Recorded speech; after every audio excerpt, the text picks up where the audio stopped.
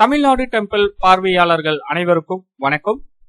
இன்றைய ஆன்மீக தகவல், திருமலை திருப்பதியில் ரத சப்தமி தினத்தன்று ஒரு நாள் பிரம்மோற்சவம் நடைபெறும். ஸ்ரீ வெங்கடேஸ்வர சுவாமி அதிகாலை முதல் இரவு வரை 7 வாகன சேவைகளுடன் பக்தர்களுக்கு அருள்பாலிக்க உள்ளார்.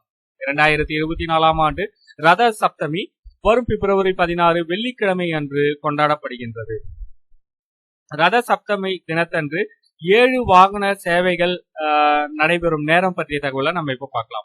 காலை 5:30 8 மணி வரை சூரிய பிரபை வாகன வீதி உலா, காலை 9 10 மணி வரை சிறிய சேஷ வாகன வீதி உலா, காலை 11 மணி முதல் 12 மணி வரை கருட வாகன வீதி உலா, மதியம் 1 மணியிலிருந்து 2 மணி வரை அனுமந்த வாகன வீதி உலா, மதியம் 2 மணியிலிருந்து 3 மணி வரை ஸ்ரீ சக்கரத்தாழ்வாருக்கு சகஸ்ர ஸ்நானம், மாலை 4 5 மணி வரை கல்ப விருட்ச வாகன வீதி உலா நடைபெறும். மாலை 6 மணியிலிருந்து 7 மணி வரை சர்வ பூபால வாகனம் வீதி உலா வந்து பக்தர்களுக்கு அருள்பாலிப்பார்.